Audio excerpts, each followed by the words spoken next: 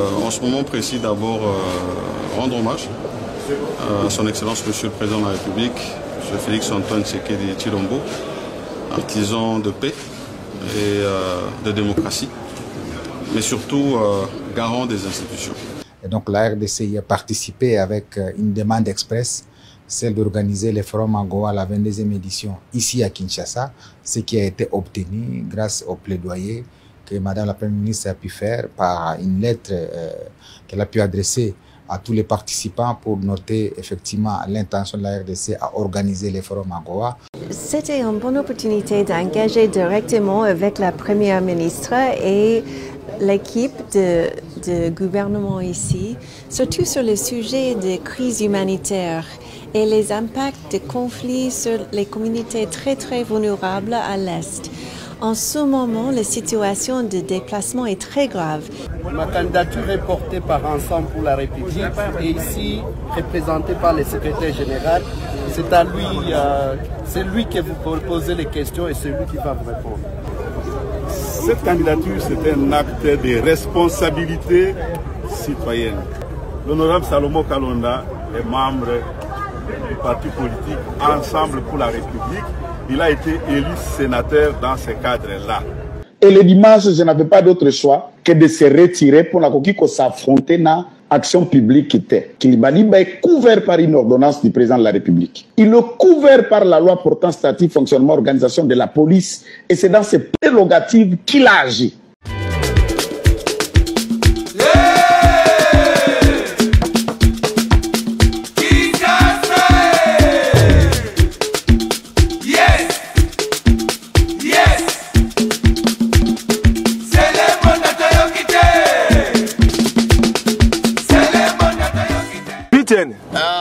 Omeli boni ne sali oboye.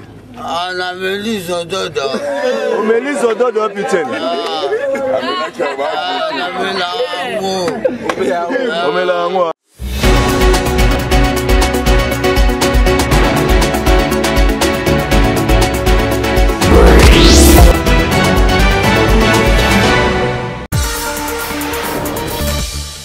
Très heureux de vous retrouver pour une nouvelle session d'information sur votre chaîne PSB Télévision. Madame, Messieurs, merci d'être si nombreux à nous suivre. Place au titre de votre journal.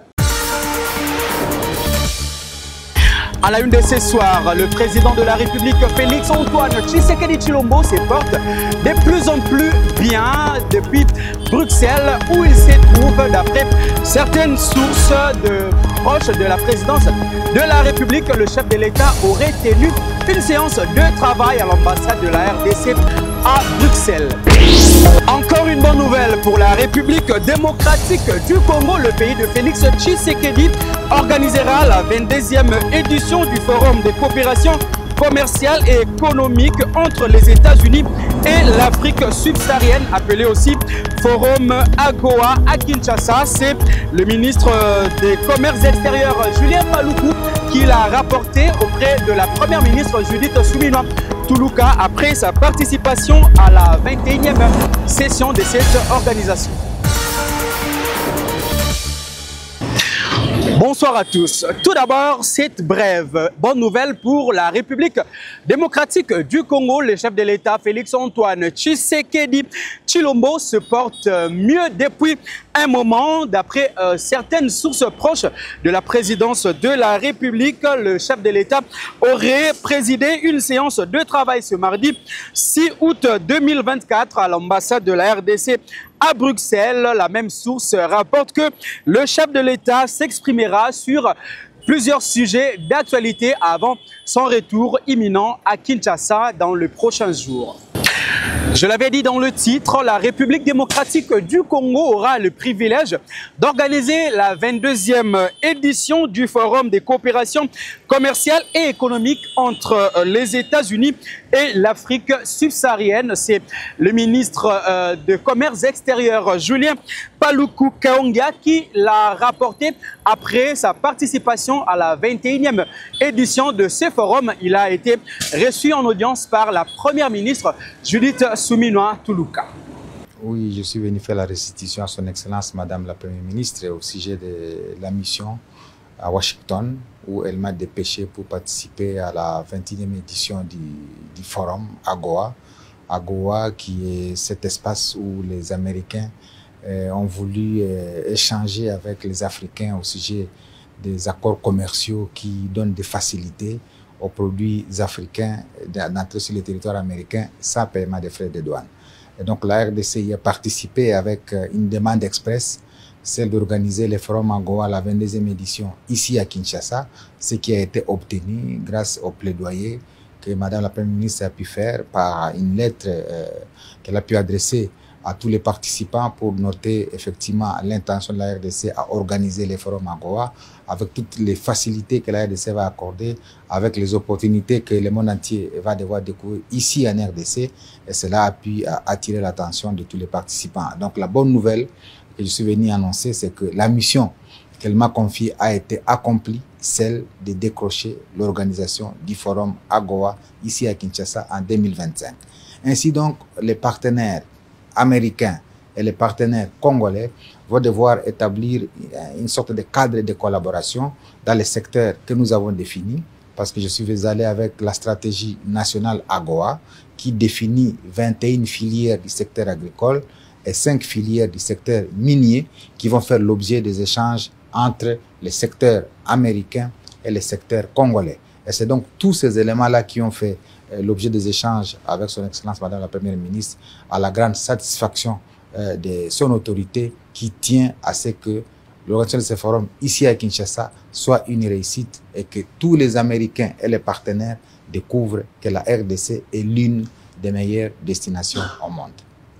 Alors, après l'audience m'accordée par son Excellence Madame la Première ministre, nous allons organiser une série de réunions, de restitutions, d'abord avec la Fédération des entreprises du Congo, mais également avec tous les autres qui sont intéressés par les partenariats entre nous et les Américains, qu'il s'agisse des partenaires officiels et non officiels, pour nous permettre effectivement que l'AGOA soit bénéfique pour l'ensemble du peuple congolais au regard des échanges commerciaux que nous allons faire. Je rappelle que lorsque nous avons été admis entre 2000 et 2010, nos échanges sont passés de quelques millions à 600 millions de dollars l'an. Mais lorsque nous avons été retirés de l'AGOA en fin 2010, eh bien nos échanges sont retombés jusqu'à 32 millions de dollars.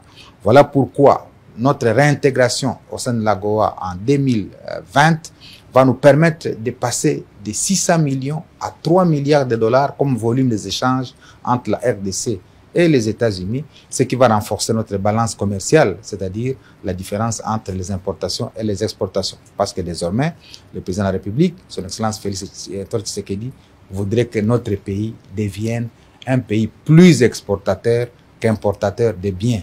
Parce que lorsqu'on importe beaucoup de biens, c'est la sortie des devises qui fragilise notre économie. Oui, chaque pays a l'ambition de gagner les marchés. C'est la raison pour laquelle il y a un tissu industriel qui s'est construit au fil des temps. Vous vous rappelez qu'il y a quelques années, il y a la question des zones économiques spéciales qui prend de l'ampleur dans le pays. C'est une façon de créer un tissu industriel qui permet à ce que la RDC devienne concurrente. Sinon, avec l'intégration de notre marché dans les marchés américains, avec l'intégration dans la zone de libre-échange continentale, si on n'a pas une politique industrielle agressive, effectivement, nous allons être le déversoir des autres États. Voilà pourquoi le secteur industriel est très important et il y a, je crois, dans le programme du gouvernement, des axes qui renforcent ces secteurs pour permettre à la RDC effectivement d'être compétitive sur les marchés internationaux. Cet élément a fait l'objet d'échanges pour que nous soyons retenus pour organiser le forum AGOA 2025. Parce que, comme vous le savez, la ville de Kinshasa a plus de 5 hôtels 5 étoiles, avec la capacité de plus de 1000 chambres VIP. C'est déjà important parce que le nombre de personnes qui vont loger à Kinshasa se situe autour de 1000 personnes. Nous avons un aéroport qui, en fait, accueille 10 compagnies aériennes. Ça veut dire que le transport vers Kinshasa ne va pas poser problème. Nous avons des espaces touristiques. Je crois que les gens vont découvrir l'un des plus grands fleuves du monde, qui est le fleuve Congo, avec un débit de 50 000 mètres cubes d'eau par seconde.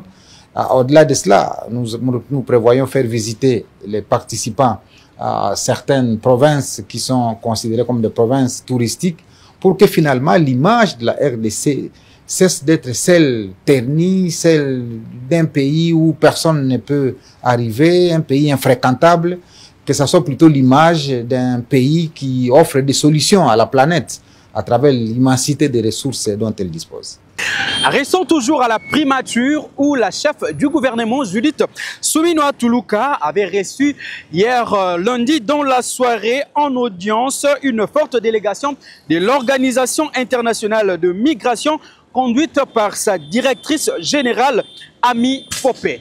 C'était une bonne opportunité d'engager directement avec la première ministre et l'équipe de gouvernement ici, surtout sur le sujet des crises humanitaires et les impacts de conflits sur les communautés très vulnérables à l'Est. En ce moment, la situation de déplacement est très grave. Il y a plus de 7 millions de personnes qui sont déplacées, mais en fait, la réponse n'est pas suffisante. Donc, nous avons discuté comment nous pouvons augmenter les réponses humanitaires aux conflits et pour soutenir les personnes assez vulnérables. Nous avons aussi discuté les opportunités pour engager la communauté globale, pour identifier les opportunités pour soutenir la jeunesse, par exemple, ou pour investir dans les communautés de femmes. Donc, c'était une conversation, un dialogue très complexe avec beaucoup de dimensions. En ce moment, l'OIM nous provisons le soutien pour les communautés assez vulnérables. Par exemple, le soutien psychosocial pour les personnes qui sont impactées par la trauma. Nous sommes aussi à l'Est pour provisoire le shelter pour les personnes qui sont déplacées et aussi les réponses très basiques, très fondamentales. Mais c'est très important d'identifier les solutions pour l'avenir, même les solutions à déplacement et les investissements dans les communautés.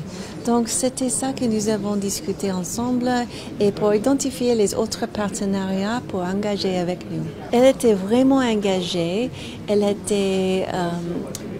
identifiait les opportunités pour engager et nous avons discuté l'importance de discuter même les opportunités, pas seulement des défis en ce moment. Donc, c'était un dialogue très complexe et très important pour nous. Direction le Sénat en prélude des élections des membres du bureau définitif de la Chambre haute du Parlement congolais. Le Premier ministre honoraire et sénateur Jean-Michel Samalou Kondé a dûment déposé sa candidature au bureau de la commission des élections au niveau du Sénat. Après avoir effectué cet exercice, le Premier ministre honoraire s'est exprimé en ces termes. En ce moment précis, d'abord rendre hommage à son Excellence Monsieur le Président de la République, M. Félix-Antoine Tshisekedi Tshilombo, artisan de paix et de démocratie, mais surtout garant des institutions. Et parlant des institutions, nous avons la prestigieuse Chambre haute du Parlement, qui est le Sénat, et qui arrive à un moment précis, ce début de législature, où un calendrier a été affiché pour la mise en place du bureau définitif de cette Chambre. Et c'est dans ce cadre que je suis venu effectivement déposer ma candidature. Candidature qui s'inscrit bien sûr dans l'accompagnement de la vision de son Excellence Monsieur le Président de la République, mais surtout la consolidation des acquis, comme il l'a mentionné. Et je voudrais préciser que c'est au poste de président de cette Chambre que j'ai déposé ma candidature et rappeler que notre règlement d'ordre intérieur du Sénat, moi en tant que sénateur je suis astreint à le respecter, demande à ce que ceux qui veulent aspirer à des fonctions au bureau de la Chambre doivent faire preuve de plusieurs qualités, de probité morale, d'expérience. Et je pense que dans le cadre de cette expérience, j'ai à apporter à cette Chambre, d'abord en tant qu'ancien parlementaire, et puis ayant eu l'occasion aussi d'avoir la gestion des questions publiques. Et donc, j'ai, dans le cadre du respect de ce règlement, déposé cette candidature. Bien sûr, le calendrier indique les autres étapes qui vont venir et je pense que c'est lors de ces prochaines étapes que nous aurons encore à mieux nous exprimer.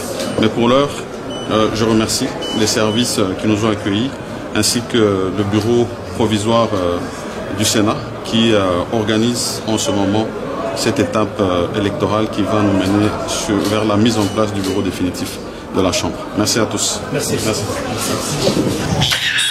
Et dans le même ordre d'idées, pour représenter l'opposition au sein du prochain bureau définitif du Sénat congolais, Salomon Kalonda, appelé SKDLA, cadre du parti politique Ensemble pour la République de Moïse Katumbi, a également déposé sa candidature. Suivez. Ma candidature est portée par Ensemble pour la République et ici représentée par le secrétaire général. C'est à lui, c'est lui qui vous posez les questions et c'est lui qui va vous répondre. Cette candidature, c'est un acte de responsabilité citoyenne. L'honorable Salomon Kalonda est membre du parti politique Ensemble pour la République. Il a été élu sénateur dans ce cadre-là. Et en tant qu'élu de l'opposition, élu d'un parti politique qui s'est engagé à jouer le rôle de l'opposition républicaine au cours de cette mandature, donc il accepte par ses gestes de porter le message de l'opposition au sein de la Chambre haute du Parlement. C'est quoi le message de l'opposition? C'est faire entendre la voix des citoyens congolais qui ne sont pas en train de soutenir l'exécutif actuel. Nous sommes un pays avec une réalité républicaine telle qu'il y a une majorité et une opposition. Donc l'opposition fait entendre la voix des autres.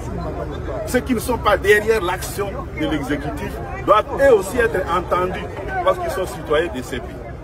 L'opposition fait entendre la voix de la différence, la voix de ceux qui pensent les choses autrement, la voix de ceux qui voient qu'il y a moyen d'améliorer, de faire mieux que ce qu'on fait là.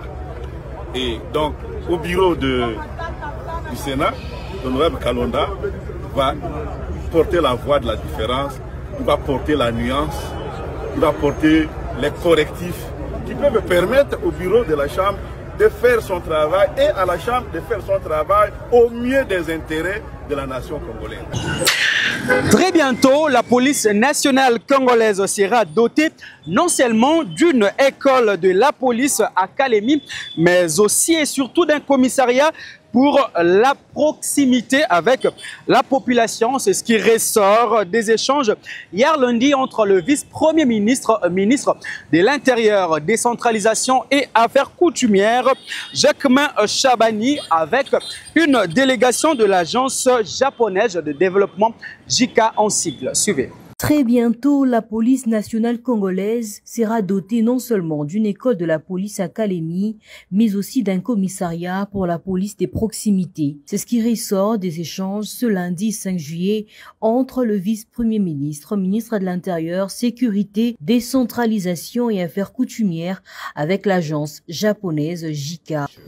On a abordé les sujets, notamment les coopérations qui a continué depuis 2004, notamment en coopération policière entre le Japon et votre pays. Le ministre a également affirmé son souhait de notre intervention et le soutien, notamment sur le maintien de la paix après le retrait des troupes MONUSCO. En ce qui concerne l'implication des infrastructures modernes d'une part et la formation des policiers d'autre part en vue de sa réforme via le groupe parlementaire d'amitié JICA. Jacquemin Chabani-Louko a pour sa part salué ce partenariat et émis le vœu de poursuivre cette coopération Japon-Congo pour la réforme et la promotion de la police nationale congolaise. L'agence japonaise JICA, qui réitère sa volonté d'accompagner et de poursuivre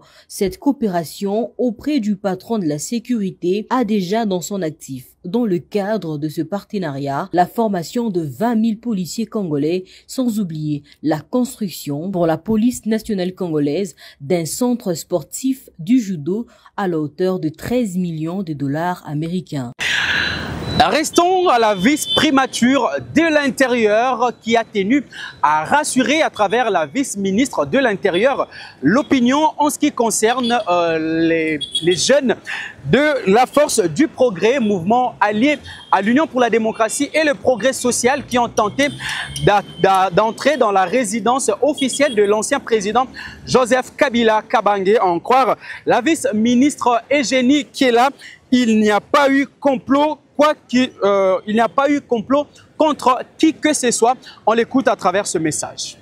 Les enquêtes sont en cours, mais les premiers indices à notre possession démontrent à suffisance qu'il n'y a pas eu d'acte prémédité. Donc les incidents d'hier au GLM n'ont pas été prémédités. C'était un mouvement spontané de jeunes gens dans un esprit de groupe. Par conséquent, il n'y a pas eu de complot contre qui que ce soit. Il n'y a pas eu non plus d'incident ou d'attaque de mort. Les enfants qui ont été brutalisés portaient des t-shirts légers sans sous-garment. Ils n'avaient ni machette ni arme à main. Et pour cette raison, nous avons demandé à ce qu'il y ait la neutralité dans les enquêtes en cours. J'ai instruit au commissaire général de la police nationale d'appliquer les mesures qui s'imposent. Merci et bonne fête de parents. Restons toujours dans les dossiers des jeunes membres du mouvement Force du Progrès alliés à l'UDPS qui ont tenté de violer les domiciles de l'ancien président Joseph Kabila Kabange. Pour le président de cette structure, Kennedy Ngandu, il s'agit là d'un coup monté contre le président de la République, entre le couple Kabila qu'il qualifie d'être en complicité avec le mouvement du M23. Suivez. Azopesa message lisusu na bakonzi bayebaka yango deja ke ndako oyo ya GLM oyo bacha ba rebelle oyo ya PPRD oyo bazokende M23 tongo midi pokwa biso aide de la nation tozosepela nango te yango mokonzi ya mboka to général Kilimbalimba to gouverneur de la ville to ministre de la justice Constant Mutanda o ministre de la défense Jacquemaine Chabani tozopesa message na ministre ya ministre ya intérieur Jacquemaine Chabani, ministre ya défense Yagi Mwadamvita.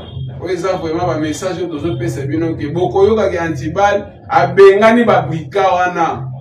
Po wana pasio tozana nango na mboka o mutu atika mo se mokonzi na bango Kabila Rwandais. Ba dola wezo matamata oyo ezali à travers ya batwana. Mais batwana bazwanda kuwana bafanda milisi bazalaka wana. Tomonaka yango jour Christian Malanga kotaka azwaka ekipe mususu na kati wana bakendaka na bango palais de la nation. Mais ici ka bafandi eza insécurité pona pouvoir à chef de l'état. O biso tozotalela. O tosambela kapona etongo midi poko. Donc bazi wana ekokoma base à force du progrès na pesi bino déjà message. Na yebiki ba forma pe ba policier mabe ba soda mabe pe bazali mais biso to banga kate to kobangisa to koya oya kokufa faut ba dégager place wana opposant avanda na ville te opposant avanda ka isika stratégie politique et ça la makate wana za lié politique eza isika ba administration vandi bureau ya chef de l'état eza place wana. En tout cas toko sepela jamais to mona ka image ya batwana place wana bazwa pe ba effigie ya Kabila bacha batanda na ba immeuble wana to boyi yango. En tout cas to se sacrifier pour na immeuble wana to kwa quitter bango wana biso moko force du progrès. Et dans le même chapitre, Joël Kitenge, qui, souvenez-vous, avait lancé un message menaçant le commandant de la police ville de Kinshasa, Blaise Kilimbalimba, s'est finalement rétracté depuis Brazzaville où il s'est exilé à travers un message vidéo. Il a demandé à tous les corps de la police nationale de lui pardonner. Suivez. Et le dimanche, je n'avais pas d'autre choix que de se retirer pour s'affronter dans l'action publique qui était. Kilimbalimba est couvert par une ordonnance du président de la République. Il est couvert par la loi portant statut, fonctionnement, organisation de la police. Et c'est dans ces prérogatives qu'il a agi. Et en pleine raison, connaissant la réaction de la réciprocité, j'ai décidé, il y a que se retirer à Kinshasa. Mais dans ma conscience, je suis resté tourmenté. Au-delà d'être un policier, au-delà d'être un général, au-delà d'être inspecteur provincial de la police, c'est un mari d'une femme, c'est un père de famille, et c'est le frère, le grand frère ou le cousin des autres Congolais. Et le caractère légal et à la police, ils ont placé Bango à politique. La police n'est pas parti politique et la police n'est pas au service d'un parti politique. Comme le FARDC, comme le service national. J'ajoute à cet élément mon petit passé, je dis petit, pourquoi? Parce que ce n'était pas long, de Kadogo pendant la libération de 97, où nous avons été le premier lot à démobiliser sous le programme RDDR, devenu CONADER plus tard, par le prophète Daniel Kawata. J'ai obtenu ma bourse où elle permettait que droit à l'âge adulte. Moto à sa sala, service commandé au quoi soda, ne peut pas que sakarana soda moussous. Ne peut pas que saboter moussa la police à la Liban doit comme pour maintenir l'ordre public et la sécurité.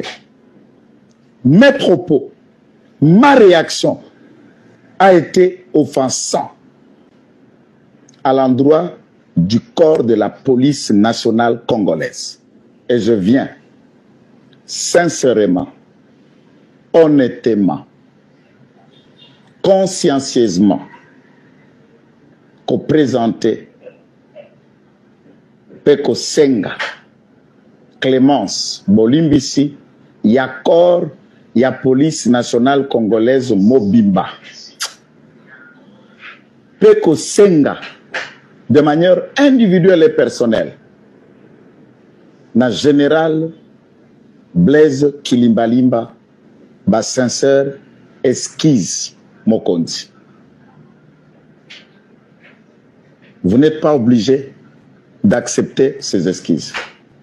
Mais au moins, dans ma conscience, je peux aussi dire, ah, Nassi n'a réussi à Kobima Kinshasa, Naza déjà à Brazzaville, je peux aller où je peux.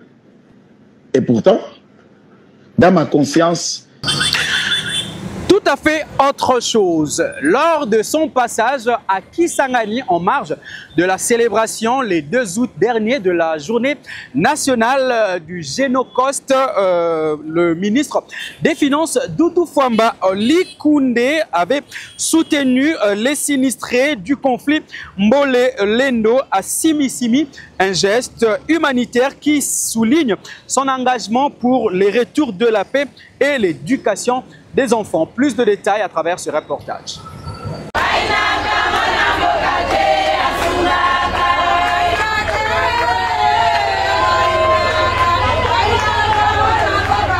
Excellence Baba Mwema, tunafurahi kuita Baba Mwema kwa sababu tunaona shughuli yenyewe uko naye, hata kwa misemo yako unashughulikia wandugu hawa. Tuliona wakati ya kampanye haukuwa juu ya kusepresente kama kandela, lakini kwa mapendo yenyewe ulikuwa naye, tuliona msaada yenyewe ulipelekaka, ilikuwa ya muhimu na ikusaidia sana. Leo tena hii tunaona unakuya kuangalia wandugu na unatafuta kuwasaidia na msaada kubwa wenyewe unakuya naye. Tunasema aksanti baba, aksanti kwa jina ya wandugu hawa wote wanaendelea kuteseka. Tunalomba salama lakini hakuwa. Ndio vile. mara mwisho milifika hapa milimwambiaka Bambole, Balengole, Bambole, Bankumu, balikuwa benikala pamoja depuis des années. Musifatani na bapoliticien. Sinjo vile? Hapa muna tese kwa hapa, bapoliticien beko hapa. Munabona banakwa hapa. Si banamwacha mwepeke. Tunataka se muvuke murudi nyumbeni. Sinjo vile? Tutambia bakubwa inchi, tutambia Papa Félix Tshisekedi atwale sécurité ile ngambo, comme ça mtu na mtu arudi pale afanye mashamba akure. Sinjo vile? Tunataka salama irudi, batoto barudi masomo. Sinjo vile? Tunaomba Mungu 6 Septembre batoto bota babeko hapa minaona barudi masomo. Sinjo vile? Amtaki kwenda masomo mwe vijana. Masomo. Sinjo vile? Papa Félix Tshisekedi arweka masomo ikuwa ya bure jua batoto. Sinjo vile? Hatutaki tena mambo batoto baribe makuta masomo. Sinjo vile? Alors tutaleta salama comme ça muvuke ngambo mtu na mtu arudi masomo. Sinjo vile? Ndio. Mchape mbele mikono ba mama na baba. Alors, est-ce que muna njala? Njala iko hapo? Okay. Depo na kauka. Sinjo pale mimi mtoto wangu nakuya. Sinjo vile. Est-ce que mtezi kuria tena? Mara mwisho mimi nilifika hapa. Si mimi nimwambia kase mimi sitenda mara moja mitarudia. Mimi landa. Si mimi nakuya hapa. Mnafurahi? Comme ça tu y a les dépôts batoto bakule. Il faut mkule 3 fois. Tunasikilizana? Banampatia masabuni, mambupunga, mtakula bien. Sinjo vile? Et puis tutacha ukalogo comme ça, muone ya kufanya nayo. Sinjo vile? Tushukuru Mungu tu.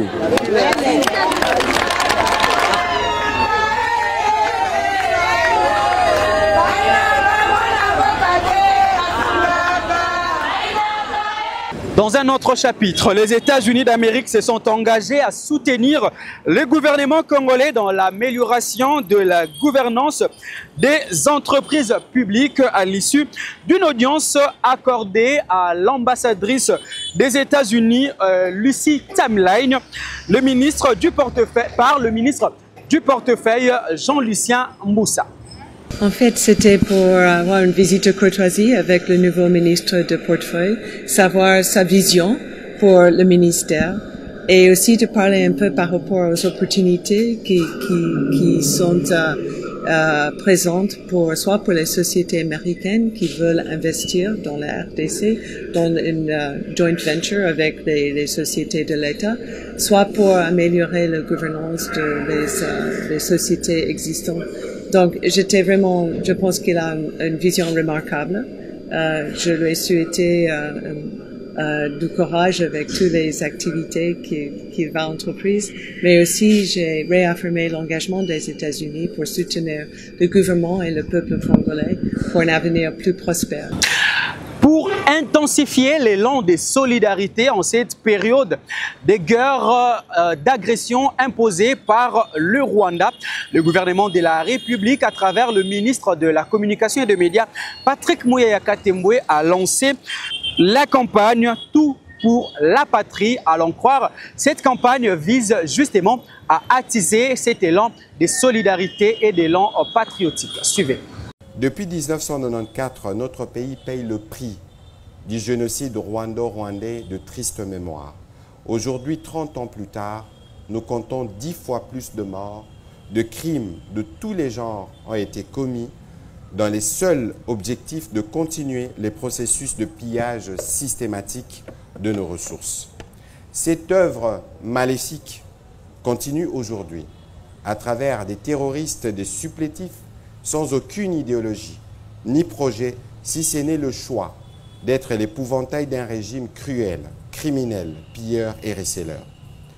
Devant la résistance héroïque de nos soldats, portée par la détermination du commandant suprême de forces armées de la République démocratique du Congo et de la police nationale congolaise, le Rwanda subit d'énormes et des lourdes pertes, ce qui l'a poussé à accroître ses effectifs jusqu'à 4000 pour penser pouvoir continuer son aventure sans lendemain sur nos terres. Notre résistance et notre résilience viendront à bout de l'agresseur, quoi qu'il en coûte. Ces mots ne sont pas le mien. Ils sont du président de la République. Et ils ont été prononcés en journée aujourd'hui par la première ministre chef du gouvernement, Madame Judith Suminwa Tuluka. C'est donc autour de cette détermination que se fonde notre action. Et ce soir, nous voulons, dans la dynamique que nous avions lancée il y a quelques mois, Bendele Koyate, lancer la campagne « Tout pour la patrie ». Plus qu'un cri de guerre, c'est un appel au don de soi pour la patrie, un engagement patriotique renouvelé à utiliser toutes les ressources à notre disposition pour combattre individuellement et collectivement avec la dernière énergie cette agression et tous ceux qui s'érigent en ennemis pour le développement de notre pays. Notre armée est le socle de notre victoire, la protectrice de nos frontières et de nos ressources naturelles. Nos soldats sont nos premiers héros qui chaque jour et au péril de leur vie s'engagent, donnent de leur jeunesse, sacrifient leurs familles respectives pour s'assurer que nous dormons en paix. En lançant cette campagne de la défense de la patrie et des veilles patriotiques, nous voulons dire à chaque Congolais, partout où il se trouve, combien son engagement compte dans ce combat collectif et combien nous devons nous unir autour du commandant suprême, au-delà de nos divergences, appartenances et croyances, pour non seulement résister, mais aussi protéger à toute épreuve ce que nous avons de plus cher, notre nation, la République démocratique du Congo. Dans les minutes qui suivent, nous allons vous présenter les premiers spots de notre campagne qui va s'étendre dans tous les pays. Il y aura évidemment une composante médiatique, mais une autre dédiée à la communication hors médias. Ces mélanges vont nous permettre de communiquer de manière optimale, non seulement à travers les canaux traditionnels, mais surtout directement avec nos populations. À ces sujets, je tiens à vous annoncer que pendant la diffusion médiatique de la campagne, nous allons tenir parallèlement, et nous commencerons dès demain ici à Kisangani à l'université, avec mes collègues ici présentes, la ministre de l'Enseignement supérieur et celle de la Jeunesse et Éveil patriotique, une matinée d'échange pour parler à un échantillon de jeunes de la Chopo, nous assurer qu'ils comprennent les vrais enjeux du pays et qui s'engagent au même titre que nos militaires et tous ceux qui, partout où ils se trouvent, œuvrent pour la préservation de notre intégrité territoriale, de notre chère patrie, la République démocratique du Congo. Pour la paix et la sécurité, chacun de nous est un vaillant soldat dans son secteur de vie, un véritable patriote appelé à utiliser l'instrument à sa disposition pour défendre la patrie. Restons donc debout et continuons la défense de notre patrie. Bendele Koyate, pas un seul centimètre ne peut laisser à quiconque. Et donc, tout pour la patrie. C'est pour bientôt les débuts de travaux de construction des résidences pour les magistrats congolais. Le Conseil supérieur de la magistrature a signé un protocole d'accord avec l'entreprise de génie civil Rigos. Le détail avec ces propos recueillis pour vous.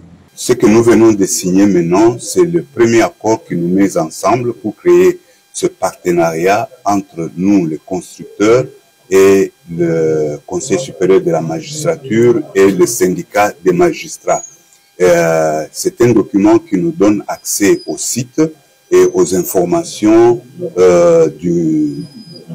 concernant le site afin que nous puissions finaliser les estimations de tous les coûts du projet et revenir pour savoir, vous donner les chiffres exacts du projet. Oui, nous avons conçu le projet, non pas seulement de nous-mêmes, mais en accord avec les leadership des magistrats du syndicat que nous avons rencontrés.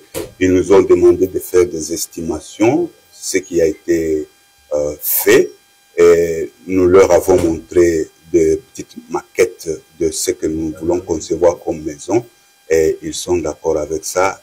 Mais il y a encore un espace pour des améliorations selon que l'Assemblée générale va déterminer. Parce que jusque-là, nous n'avons pas encore parlé à l'Assemblée générale, nous n'avons parlé qu'au leadership. Bon, merci Fabien. Et effectivement, nous avons assisté à la signature d'un protocole d'accord entre le bureau du CSM, représenté par son président, et une société sud-africaine, Sycamore International. L'idée, en fait, c'est de construire pour les magistrats des maisons, des résidences, donc créer une forme de cité des magistrats. C'est en fait l'idée qui est derrière depuis des années. Nous avons pu acquérir un lotissement et nous nous battons, c'est pratiquement depuis 2007, pour qu'on puisse ériger des maisons pour les magistrats. Donc pour nous, les syndicats autonomes des magistrats, une occasion de voir ces rêves devenir réalité. Pour ce qui est du contenu de ce protocole d'accord, il repose sur un projet de construction des maisons à crédit entre guillemets, où les magistrats vont chacun, à la mesure de ses moyens, pouvoir contracter et voir une maison être construite. Mais pour ce qui est du contour du contrat, comme il a été rappelé, donc les constructeurs se donnent 6 mois pour la viabilisation du site, voir ce qu'il faudrait faire. Donc, dès peut-être les semaines prochaines, les travaux vont commencer. Et après 6 mois, lorsqu'ils auraient terminé, ils pourront revenir cette fois-là pour que les choses soient finalisées. L'idéal serait pour nous, d'abord, d'avoir une garantie de l'État, tenant compte de la rémunération des magistrats, d'un côté, et de l'autre côté, étant donné que c'est une œuvre sociale. Nous allons également en profiter, puisque, vous savez, notre combat, c'est que, d'un côté, les magistrats soient correctement rémunérés, mais dans la rémunération, il y a également un aspect social, c'est-à-dire la construction des maisons. Donc, je crois que dans ces projets, le bureau du Conseil supérieur d'administration, l'organe qui gère au quotidien les magistrats, s'étant impliqué, nous pensons qu'il n'y aura pas un impact très fort sur la rémunération des magistrats, d'autant plus que le combat est de voir la rémunération des magistrats être revue pour pouvoir être à même de pouvoir s'octroyer. Tour des provinces à présent, c'est officiel. La gouverneure du Lualaba, Fifi Masuka Saini, a rendu public hier dans la soirée la liste de son nouveau gouvernement provincial. Il s'agit de 10 ministres, parmi lesquels Kaumba Muyombe Philippe, ministre provincial de l'Intérieur, Sécurité, Décentralisation et Affaires coutumières, ainsi que bien d'autres. Suivez les comptes rendus à travers ceci. Kaumba Mayonde Philippe, ministre provincial de l'Intérieur, Sécurité, Décentralisation et Affaires coutumières. Kazembe Swana Ilunga Mathieu, ministre provincial du Budget, Plan, Fonction publique provinciale, Travail et Prévoyance sociale. Mouteteke Louale Achille, ministre provincial de Finances, Commerce extérieur, relations avec l'Assemblée provinciale et gestion de partenariat. Moukepe Kailou Moïse, ministre provincial des Infrastructures et Travaux publics, Urbanisme et Habitat et Aménagement du territoire. Wamana Tanda Nicodème, ministre provincial de Mines, Environnement et Développement durable. Kalenga Moupata et Jean-Pierre, ministre provincial des Affaires foncières, Agriculture, Pêche et Élevage et Développement rural. Kainda Kassela Pichou, ministre provincial de la Santé, Éducation, Affaires sociales et humanitaires, Genre, Famille et Enfants. Masuka Saini Jeffrey, ministre provincial de Transport et Voies de communication, Énergie, Industrie, Hydrocarbures et Tourisme. Kapapakalasa Lydia, ministre provincial de l'économie, petites et moyennes entreprises, promotion de l'entrepreneuriat et de la classe moyenne. Fana Moussangu Saïza Neuf Simon, ministre provincial de la jeunesse, sport et loisirs, culture et arts, communication et presse, pétantique et initiation à la nouvelle citoyenneté. Article 2. Sont abrogées toutes les dispositions antérieures contraires au présent arrêté. Article 3. Le vice-gouverneur de province est chargé de l'exécution du plan.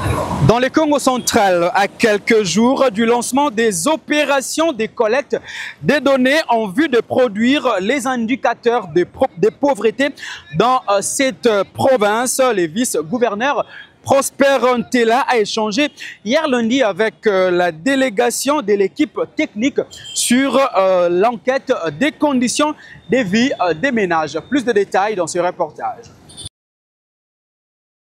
Le vice-gouverneur du Congo central, Prosper Ntela Ntambidila, a reçu ce lundi 5 août 2024 dans son cabinet de travail l'équipe technique de l'enquête sur les conditions de vie des ménages venue lui faire part du projet de l'Institut national de statistique, lequel projet a pour finalité la production des indicateurs de pauvreté en RDC. Durant 45 jours, les équipes de l'ECVM sur terrain vont collecter les données nécessaires pouvant permettre aux statisticiens de mesurer la disparité dans les conditions de vie des populations de tous les 10 territoires du Congo central, renseigne Philippe Matsundi, point focal de l'ECVM et chef de la délégation.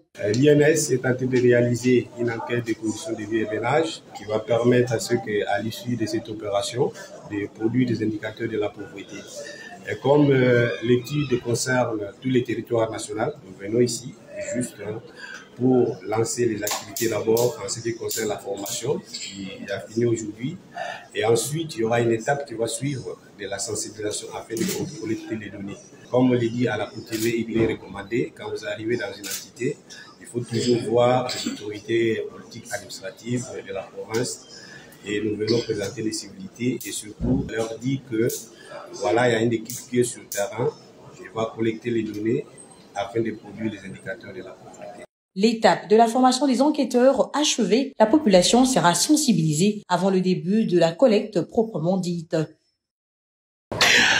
Prenons le sport. À présent, l'AS Maniema Union a poursuivi sa série de matchs de fixation le week-end dernier au centre technique Kourarampova de la Fédération congolaise de football, association située dans la commune de Lansele à Kinshasa. Cette rencontre s'est soldée sur un score de 2-0 en défaveur de Maniema Union. Écoutez à ses propos tour à tour Papi Kimoto, président de ces clubs, et le président du FC Fonac, Alain Kaluitu Kadioko. En tout cas, ça a vraiment plaisir. Moi, chance wana tout ça les matchs amical. En tout cas, Nathalie des équipes. En tout cas, pour la équipe Nabiso Maniema Union, en tout cas, même na écran, Nathalie aura toujours. Je sais que l'équipe est très bien. Ils ont un joueur homogène. En plus, joueur à qualité. Donc, je vis Nathalie rythme na bango. En tout cas, plaisir à ma casse. Je pense que la Coupe d'Afrique, donc tout ça vraiment souhait qu'il est vraiment en avant. Et pour l'équipe, il y a une équipe jeune, équipe d'âge. Donc, bis tout ça, on a Sénan. Donc, il s'aligne bien pour les petits. On a moins fausse mort. So, tali na début, parce qu'il a moins fausse mort. Mais tant que beti, moi confiance wana.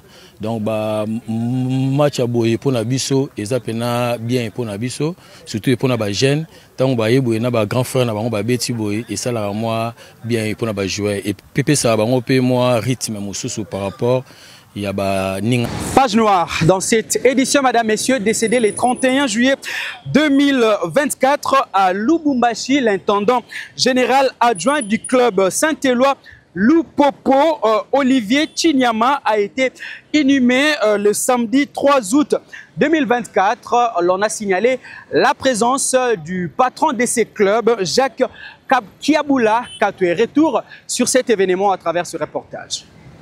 Décédé le mercredi 31 juillet dernier des suites d'une maladie, L'intendant adjoint du football club Saint-Éloi Lupopo, Olivier Chinyama, a été inhumé ce samedi 3 août 2024. À la morgue de l'hôpital général Jason Sendwe, la famille biologique, les amis, les joueurs, les fanatiques ainsi que les officiels du football club Saint-Éloi Lupopo étaient tous présents pour plairer et rendre les derniers hommages à Olivier Chinyama, le généreux intendant, un homme serviable et très compréhensif.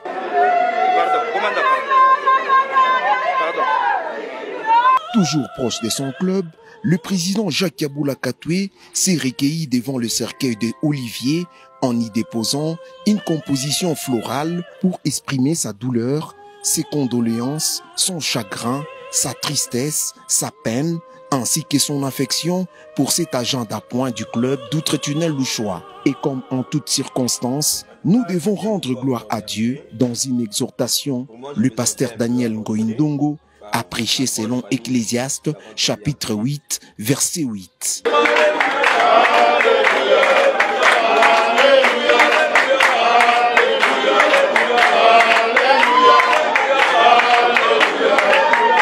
Oui, le souffle qui est en toi ne t'appartient pas. Dieu a pu consoler les mioyo, il a un leo. Mais il a trouvé que Wamilele, il y a une source intarissable de consolation. Il est le seul qui peut nous apporter la consolation. Comme Job, nous ne sommes pas capables de nus. Nous sommes sortis du sein de ma maman et nus nous rentrerons dans le sein. Yaboulongo, l'Éternel a donné, l'Éternel a ôté, que le nom de l'Éternel soit béni. Après la parole biblique, le numéro 1 de supporters Philippe Kibawa Kiankwadi a placé les drapeaux du club sur le cercueil en signe de reconnaissance des loyaux services rendus par l'illustre disparu. Avant de se rendre au cimetière, une prière a été dite. C'est dans la vallée de la miséricorde du cimetière Rivière des Anges de Kassangiri qui reposera à jamais l'intendant adjoint Olivier Chinyama. Paix à son âme. Voilà, mesdames, messieurs, c'est par cette triste nouvelle que nous refermons cette édition de journal. Mais avant de nous quitter, prenons les rappels des titres. C'est une bonne nouvelle pour la République démocratique du Congo tout entière. Le chef de l'État, Félix-Antoine Tshisekedi Tshilombo, se porte désormais à merveille. D'après certaines sources proches de la présidence, le président de la République aurait même tenu une séance de travail cet après-midi à l'ambassade de la RDC à Bruxelles. Et puis, la République démocratique du Congo aura le privilège d'organiser la 22e édition du Forum de coopération commerciale et économique entre les États-Unis d'Amérique et l'Afrique subsaharienne. C'est le ministre du Commerce extérieur, Julien Paluku, qui l'a rapporté auprès de la Première ministre Judith Suminwa Tuluka après sa participation du 24 au 26 juillet dernier à la 21e édition de ces forums. Vous l'aurez compris, cette édition touche à sa fin, mesdames, messieurs. Merci à vous tous de l'avoir suivi avec une attention très soutenue. Salutations à tous ceux qui nous suivent à Bruxelles où séjourne justement le président de la République à qui nous souhaitons un prompt rétablissement. Bonsoir chez vous et à très vite.